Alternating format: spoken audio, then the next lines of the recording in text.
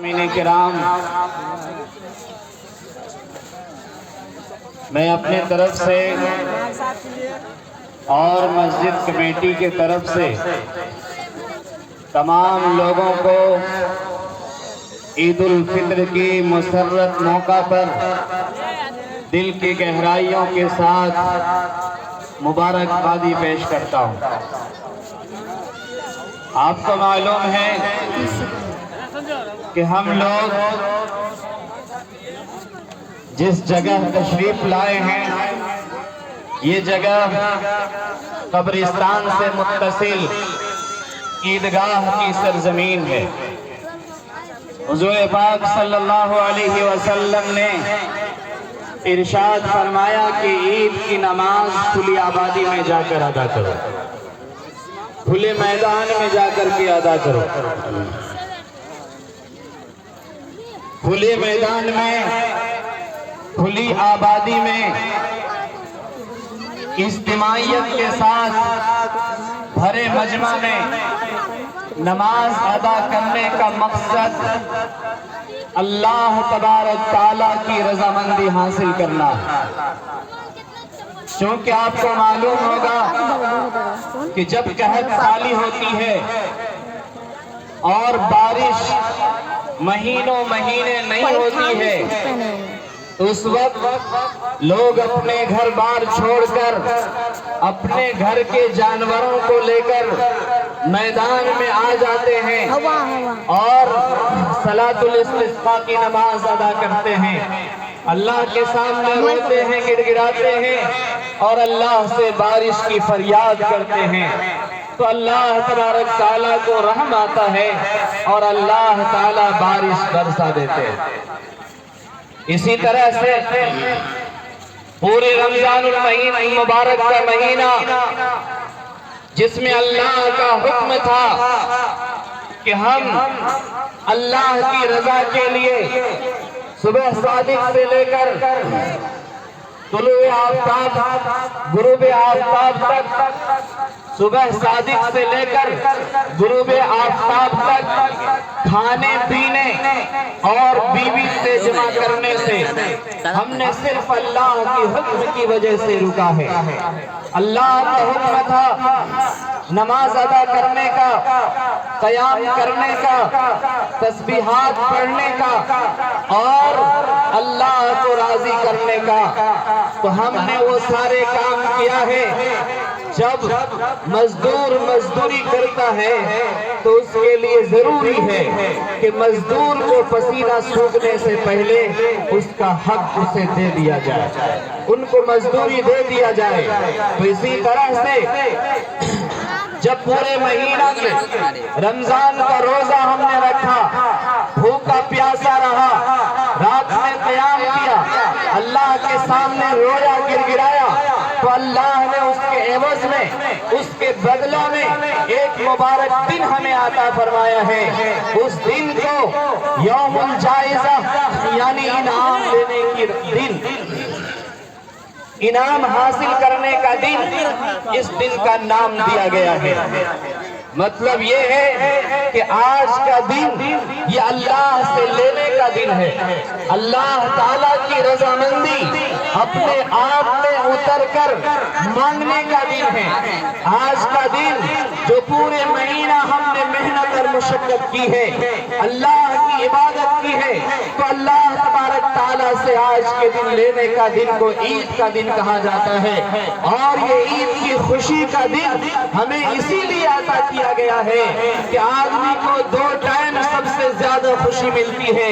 ایک جب صبح صادق سے لے کر افطار کے وقت تک بھوکا رہتا ہے اور سامنے میں افطاری لگی رہتی ہے، انیک پھل آتا ہے، لیکن جب تک گھنٹی نہیں بجتی، جب تک ان کے سامنے اجازت اللہ کا نہیں آ جاتا، اس وقت تک منہ میں لقمہ نہیں اتارتا ہے، اس وقت تک پانی نہیں داخل کرتا ہے، وہ وقت عجیب و غریب خوشی کا ہوتا ہے۔ اسی طرح سے میدان مزید کے اندر جنت میں جب اللہ تبارک تعالی سارے جنتیوں کو اکٹھا کریں گے اور اس کے بعد جب اپنا دیدار کرائیں گے تو وہ وقت اتنا کیف ہوگا، پرمسرت ہوگا کہ وہ وقت دنیا میں کسی نے تصور نہیں کیا۔ وہ اللہ کی دیدار کا وقت ہوگا۔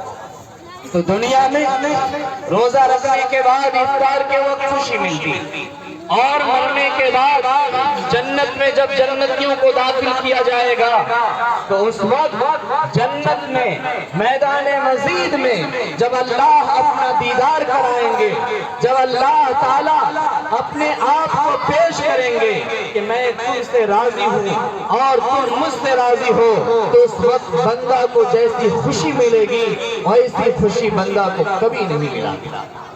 تو آج کے دن یہ خوشی کا دن ہے، مسرت کا دن ہے، اور اللہ تعالیٰ کے دربار میں یہ وعدہ کرنے کا دن ہے اور اللہ کو یہ کہہ دینے کا دن ہے کہ اے اللہ تو نے ہمیں جو حکم دیا تھا وہ ہم نے کیا ہے، اور اب میدان کے اندر ہم اس لیے آ گئے ہیں کہ تیرے حبیب نے فرمایا ہے کہ میدان کے اندر جا کر عید کی نماز ادا کرو اور وہاں جا کر اللہ کے سامنے مانگو، گر گراؤ، اللہ تعالیٰ تمہیں ضرور عطا فرمائے۔ آج کا دن اللہ کا شکریہ ادا کرنے کا دن۔ اللہ تبارک تعالیٰ نے پورے مہینے مشقت کے ساتھ جب عید کی خوشی کا دن ہمیں دیا ہے تو ہمیں اللہ کا شکریہ ادا کرنا ہے کہ اللہ تعالیٰ نے اتنا مبارک اور اہم دن ہم سب کو عطا فرمایا ہے، جو دن مغفرت کا دن ہے، جو دن رحمت لینے کا دن ہے، جو دن اللہ کی رضامندی حاصل کرنے کا دن ہے۔ اس لیے جو بھی بندہ آج کے دن اپنے آنسو کو بہائے گا اور اللہ کے سامنے ہاتھ اٹھا کر مانگے گا، اللہ آج اس کی دعا کو رد نہیں فرمائے گا۔ اللہ کے نبی صلی اللہ علیہ وسلم نے فرمایا جب عید کی صبح ہوتی ہے، رات ڈھل جاتی ہے، صبح ہو جاتی ہے تو اللہ کا فرشتہ بستیوں میں، گلیوں میں، چوراہوں پر ہر جگہ پھیل جاتے ہیں اور اس کے بعد وہ ندا لگاتے ہیں، ہے کوئی سوال کرنے والا اللہ اس کے سوال کو پورا کرے گا، ہے کوئی مغفرت چاہنے والا اللہ اس کے گناہوں کو معاف کر دے گا، ہے کوئی نعمت کا سوال کرنے والا اللہ اس کو دنیا کی نعمتوں سے مالا مال کر دے گا۔ اور پھر وہی فرشتہ اللہ کے دربار میں کہتا ہے کہ اللہ یہ بندہ آپ کا مزدوری کر چکا ہے، اس لیے آج انہیں پورا بدلہ دے دیجئے۔ تو اللہ تعالیٰ فرشتہ سے کہتے ہیں ان کا بدلہ کیا ہونا چاہیے، تو وہ کہتے ہیں ان کے لیے سب سے بڑی چیز، سب سے بڑی دولت مغفرت ہے، اس لیے اس رات کو اور اس دن کو شب مغفرت بھی کہا جاتا ہے، یعنی مغفرت کا دن کہا جاتا ہے۔ صحابہ کرام نے آخری شب کے بارے میں نبی آخر الزمان حضرت محمد مصطفیٰ صلی اللہ علیہ وسلم سے پوچھا کہ یا رسول اللہ آج کی رات جو ڈھیر سارے لوگوں کی بخشش ہوتی ہے، مغفرت ہوتی ہے، کیا یہ رات شب قدر کی ہے؟ آپ نے فرمایا کہ نہیں، شب قدر نہیں بلکہ لیلۃ الجائزہ ہے، یعنی آج کی رات بدلہ دینے کی رات ہے، آج کی رات انعام دینے کی رات ہے، آج کی رات مغفرت کرنے کی رات ہے، آج کی رات ہمیشہ کے لیے اللہ کی رضامندی میں داخل ہو جانے کی رات ہے۔ اس لیے آج جو بندہ اللہ سے جو کچھ مانگے گا اللہ تبارک تعالیٰ ضرور اس کو عطا فرما دے گا۔ اس لیے میرے بھائیوں، اللہ تبارک تعالیٰ نے ہم سب کو ایک میدان میں اکٹھا کیا ہے، اسی طرح سے میدان محشر میں اللہ تعالیٰ مرنے کے بعد تمام اولین آخرین کو جمع فرمائیں گے اور اس میں مفلسین اور مجرمین کو الگ کر دیں گے اور نیک لوگوں کو اللہ تبارک تعالیٰ الگ کریں گے. ایک جماعت جنتی ہوگی اور دوسری جماعت جہنمی ہوگی. وہ دن فیصلہ کا دن ہوگا، قیامت کا دن بڑا ہی ہولناک دن ہے. 50,000 سال کا ایک دن ہے اور اس ایک دن میں جب کہ کوئی سہارا نہیں، کوئی سایہ نہیں، کوئی آنسو پوچھنے والا نہیں، لوگ تڑپ رہا ہوگا، بلبلا رہا ہوگا، رو رہا ہوگا، پریشان حال ہوگا. اس دن اللہ تبارک تعالیٰ جو اللہ کے حکم کو مانا ہے، جوانی میں عبادت کی ہے، روزہ رکھا ہے، تراویح پڑھی ہے، اللہ تعالیٰ ان کے سر کے اوپر عرش الہی کا سایہ عطا فرمائے گا. اللہ انہیں سکون عطا فرمائیں گے اور اللہ اس دن ایمان والوں کو رسوا نہیں کریں گے. اللہ اس دن ایمان والوں کو ذلیل نہیں کریں گے. اللہ اس دن کہیں گے کہ میری رضامندی تیرے ساتھ ہے، آج کے بعد میں کبھی ناراض نہیں ہوں. یا ایتها النفس المطمئنہ ارجعی الی ربک راضیۃ مرضیہ فادخلی فی عبادی وادخلی جنتی. اے نفس مطمئنہ جو اللہ کے لیے عبادت کرنے والے تھے، جو گناہوں سے رکنے والے تھے اور اللہ کے حکم کو مان کر زندگی گزارنے والے تھے، یا ایتها النفس المطمئنہ، اے نفس مطمئنہ، ارجعی الی ربک راضیۃ مرضیہ، اپنے رب کے دربار میں آ جاؤ. ارجعی الی ربک راضیۃ مرضیہ، آج تمہارا رب تم سے راضی ہے اور تم بھی راضی ہو. فادخلی فی عبادی وادخلی جنتی، اور میرے نیک بندوں میں داخل ہو جاؤ اور میرے جنت میں تم داخل ہو جاؤ. سب سے قیمتی خواہش قیامت کے دن ایک مسلمان کے لیے یہ ہوگی کہ وہ جنت میں جانے کو پسند کرے اور جنت کی ساری نعمتوں سے لطف اندوز ہونے کے لیے پسند کرے گا. تو آج کے دن یہ مغفرت کا دن ہے، توبہ کا دن ہے اور خوشی منانے کا دن ہے. اسلام میں چاہے وہ غم کا موقع ہو، چاہے وہ خوشی کا موقع ہو، کوئی بھی موقع ہو، اس میں کہا گیا ہے کہ وہ دائرے میں رہ کر زندگی گزارے. خوشی میں بھی آپے سے باہر نہ ہو، شراب نوشی نہ کرے، زناکاری نہ کرے، گناہ میں ملوث نہ ہو، بلکہ اپنے آپ کو بچا کر کے زندگی گزارے. جو اللہ کے لیے گناہ چھوڑ دیتا ہے، اللہ تعالیٰ اسے اس دنیا سے 10 گنی بڑی جنت عطا فرمائے. جو اللہ کی رضا کے لیے گناہ چھوڑ دے، اور جو گناہ کرتا ہے، زانی جب زنا کرتا ہے، اللہ تعالیٰ اس کے سینے سے ایمان کو چھین لے. جب چور چوری کرتا ہے تو اس کے سینے سے ایمان دور چلا جاتا ہے. جب شرابی شراب پیتا ہے تو اس کے سینے سے ایمان نکل جاتا ہے. اور سب سے بھاری گناہ، جو سب سے بھاری گناہ شرک ہے، یعنی اللہ کو چھوڑ کر غیر اللہ کی عبادت کرنا، یہ اللہ کو سب سے برا لگتا ہے. زنا بڑا گناہ ہے اور چوری بڑا گناہ ہے، شراب پینا بڑا گناہ ہے، لیکن ان گناہوں میں سب سے بڑا گناہ شرک ہے. اور شرک کا مطلب ہوتا ہے جو چیز صرف اللہ سے ہونے والی ہے، جو پیشانی صرف اللہ کے سامنے جھکنے والی ہے، اس کو کسی اور کے سامنے جھکا دینا اور اپنے ہاتھ اللہ اس کو کبھی معاف نہیں کرے. ان الشرک لظلم عظیم، شرک بہت بھاری گناہ ہے. اللہ بڑے سے بڑے گناہ کو معاف کر سکتا ہے لیکن شرک کو کبھی بھی معاف نہیں کرے. وہ شرک کرنے والا ایسا ہے کہ دور سے کہیں پانی نظر آ رہا ہے اور وہاں جب جاتا ہے پانی لینے کے لیے تو ایسا لگتا ہے کہ وہاں تو بس بالو ہے، ریت ہے، اس کے علاوہ کچھ نظر نہیں آتا. جس طرح سے یہ طالب پانی کی تلاش میں وہاں گیا تھا تاکہ پانی پی لے، لیکن وہاں ریت کے علاوہ کچھ نہیں ملا، اسی طرح سے مشرک چاہے کتنا ہی بڑا عمل کر لے، پورے مہینے کا روزہ رکھے، قیام کرے، ہر چیز کرتا رہے، لیکن اگر ایک بار بھی شرک اس سے صادر ہوا ہے تو اللہ ساری زندگی کے اعمال کو غرق کر دے گا، ساری زندگی کے اعمال کو اللہ تعالیٰ تحس نحس کر دے گا. اللہ بڑے سے بڑے گناہ کو معاف کر سکتا ہے لیکن شرک کو نہیں معاف کرتا. میرے بھائیوں، آج کے دن امت مسلمہ کے نام یہ پیغام ہے کہ مسلمان دوسرے مسلمان کا بھائی بھائی، تمام مسلمان آپس میں بھائی بھائی ہے.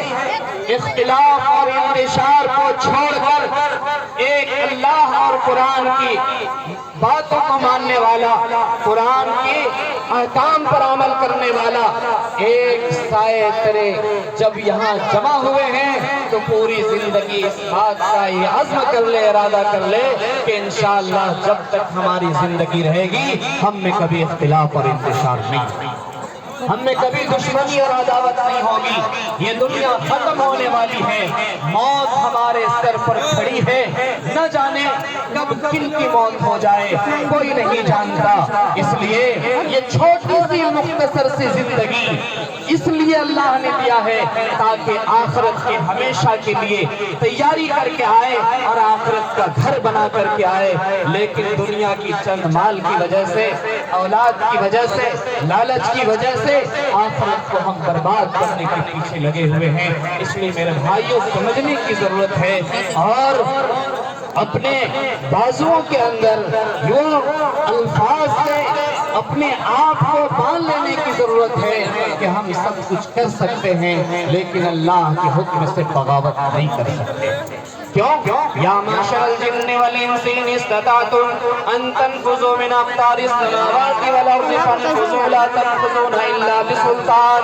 اے انسانوں اور جناتوں کی جماعت، اگر آسمان کے سائے سے نکلنا چاہتے ہو تو نکل جاؤ، اگر زمین کے اوپر سے بھاگنا چاہتے ہو تو بھاگ جاؤ. فانفذوا لا تنفذون الا بسلطان.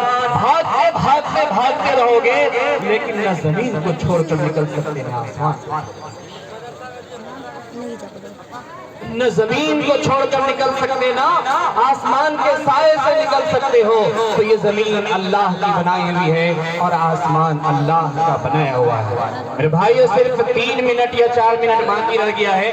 جو حضرات اب تک بستی میں ہیں، گھر میں ہیں یا راستے میں ہیں، ان سے مؤدبانہ گزارش ہے کہ تیزی کے ساتھ آ کر عیدگاہ میں جگہ لے لیں.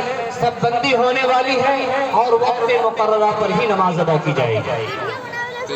جلد سے جلد آ جائیں، سب بندی ہونے والی ہے. اس سے پہلے کہ سب بندی کرے، عید الفطر کی نماز کا طریقہ بتایا جاتا ہے. غور سے سنیے. سب سے پہلے ہمیں نیت کرنی ہے.